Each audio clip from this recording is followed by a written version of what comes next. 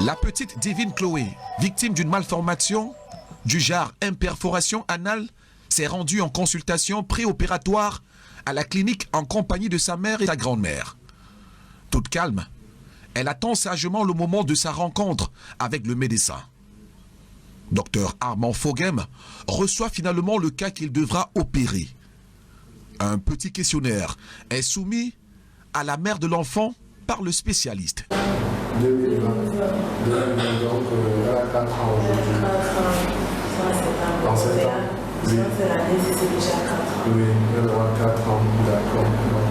Maman Santa, vous étiez encore hospitalisé dans ça? Oui, pas encore hospitalisé. Vous étiez encore à l'hôpital? Bref, quand nous étions encore à l'hôpital, c'est après que je suis sortie de la salle d'accouchement qu'on a dépisté que elle faisait les seins par le vagin. D'accord. Ok, d'accord. Et lorsqu'on a dépisté qu'elle faisait le sein par le vagin, qu'est-ce qui vous a été conseillé? Bon, le pédiatre, quand le pédiatre l'a examiné, il nous a conseillé une clinique à Bonabéré. C'est la clinique du civil. Il nous a demandé donc il nous a donné plutôt un autre dossier. Il nous a demandé de voir plutôt un autre docteur. Bon, il a proposé sur un papier le docteur de la clinique. Bon, il a demandé que vaut mieux on part à gynéco. Bon, c'est à gynéco maintenant qu'on est arrivé et on a pu opérer l'enfant. D'accord. D'accord. Donc à gynéco, ça allait très bien jusqu'à ce que tout allait bien jusqu'à ce que nous rentrions à la maison. Quand je suis rentrée dans la maison avec elle, ça a commencé à... C'était bien plat. À un moment, ça a commencé à se sortir. Quand c'est sorti comme ça, j'étais inquiète. On m'a rassuré que ça va aller. Bon, c'est comme ça que je suis rentrée. Constamment, ça fait... Et souvent, ça lui fait franchement... Après avoir mis l'intestin à la peau, ils nous ont expliqué ce qu'il fallait faire après pour le traitement. Vous n'avez pas pu faire? On n'a pas pu faire parce que c'est tout moyen. D'accord, ok. Sinon, pendant tout... J'ai l'enfant. Mais après ça, on a quand même fait l'effort de travailler sur son grand-père. Elle n'est pas particulièrement malade. D'accord. Ok, donc vous allez la poser sur la table, je vais l'examiner. Le spécialiste va procéder cette fois à l'auscultation de la petite Divine. Elle est montée sur la table. Dr Armand Foghem va réaliser des touchés et se faire une idée plus précise du cas. Nous voyons la petite Divine Chloé, âgée de 4 ans aujourd'hui, qui présente un prolapsus stomial, c'est-à-dire en fait on a cet intestin-là qui sort en trompe d'éléphant sur une malformation anorectale. Donc sa prise en charge nécessite plusieurs interventions pour essayer de rétablir, de la remettre dans son état normal. Donc globalement, il y aura beaucoup d'examens à faire avant parce que les malformations anorectales s'accompagnent, comme c'est une maladie congénitale, ça peut s'accompagner d'autres malformations congénitales. Donc notamment les malformations au niveau du cœur, des vertèbres, du rein, de la filière urogénitale et même des membres. Donc il y aura un ensemble de bilans qu'il faut faire pour voir s'il n'y a pas d'autres malformations associées. Donc c'est un cas qui n'est pas facile parce qu'on a une complication qui est le prolapsus stomial et qui l'handicape depuis plus de 3 ans parce que d'après ce qu'elle dit, c'est pratiquement quelques mois après qu'elle a présenté cette complication de la stomie. Donc c'est un peu ça en gros. Oui, bien sûr, sa prise en charge est possible au Cameroun. Elle se fait pratiquement dans la plupart de nos hôpitaux. Hein. Ce sont des prises en charge qui se font couramment. Le seul souci, c'est que parfois, comme c'est plusieurs interventions, les familles sont un peu à bout après une intervention ou deux. Donc les situations sociales ne sont pas toujours évidentes, mais elles se font très bien au Cameroun. Donc les familles qui sont confrontées à ce problème-là, qui n'hésitent pas à se rapprocher des structures hospitalières les plus proches d'elles pour une prise en charge. La mère de la petite Chloé, bien que rassurée sur le fait que le cas de son enfant peut être gérable, elle ne manquera tout de même pas d'être préoccupée par les contributions qui n'ont pas encore atteint la somme de la proforma. J'ai découvert qu'elle est malade à sa naissance. Quand j'ai accouché, on a constaté qu'elle n'avait pas d'anus. C'est à sa naissance que j'ai dépisté qu'elle n'avait pas d'anus. Bon, c'est un peu ça. Pendant ma grossesse, j'ai fait tous les examens nécessaires, tous les examens. Tout. Un peu comme ça. On découvre quand elle faisait les selles par le vagin, quand j'étais à l'hôpital avec ma belle-mère, et comme je ne me sentais pas très bien, c'est elle qui a découvert quand l'enfant faisait les selles par le vagin. Au moment où il fallait mettre le thermomètre sur l'enfant, elle a constaté que l'enfant faisait des selles sur le vagin. Que ce moi, je n'étais pas en état.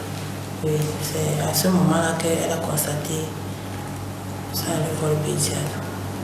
Donc, c'est un peu comme ça. Son pédiatre même, quand il a vu ça, puisqu'il examinait l'enfant et il n'a pas constaté ça, le pédiatre, quand il a examiné l'enfant, il n'a pas constaté.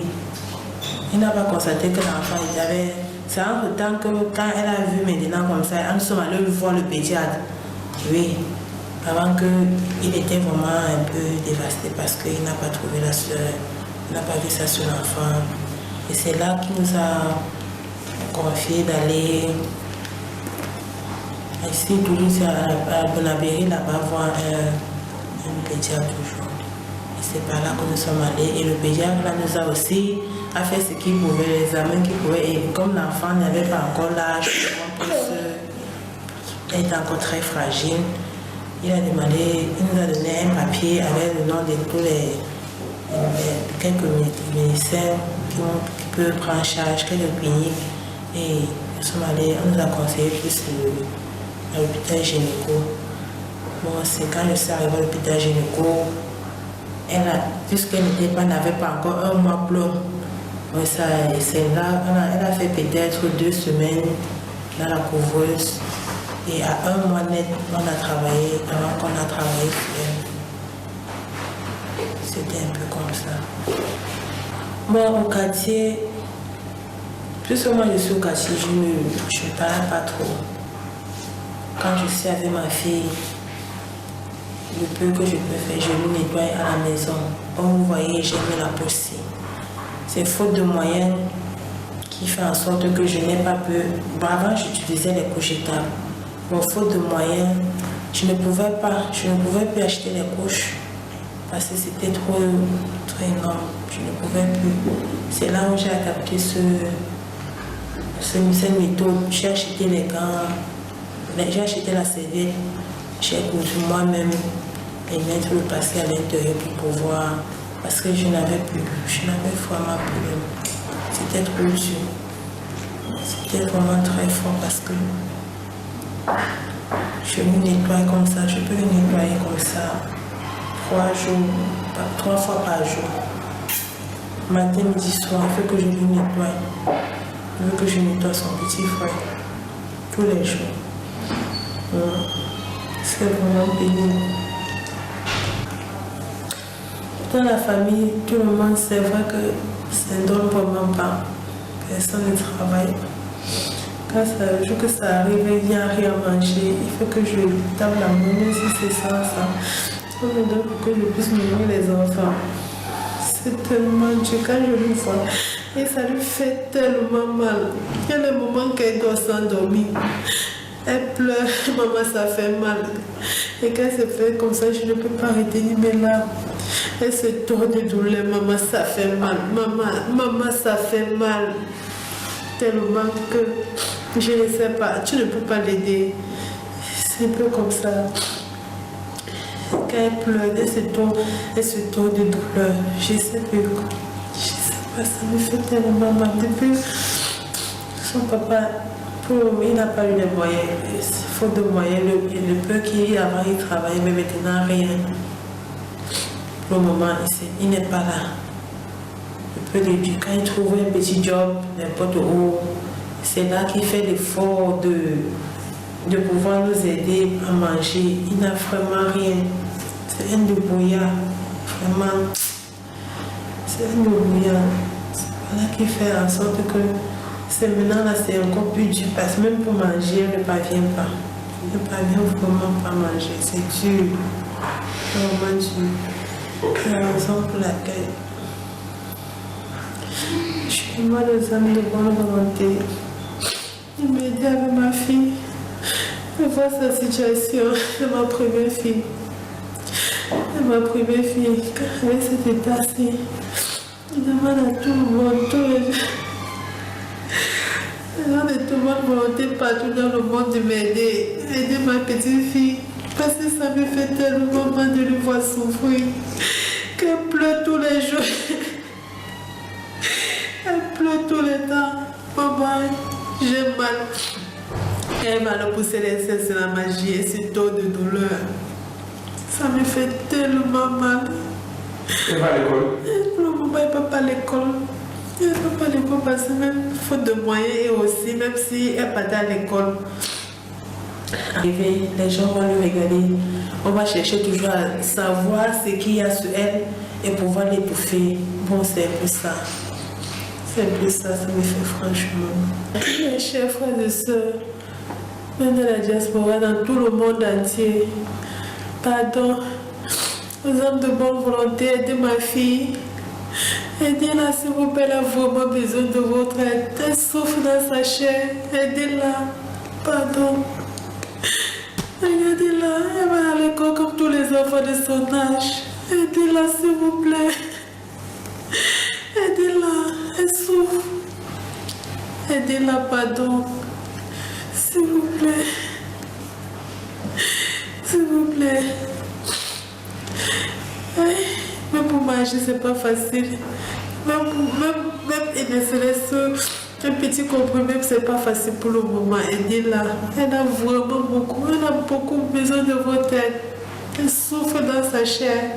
Elle est petite comme ça, mais elle souffre dans sa chair.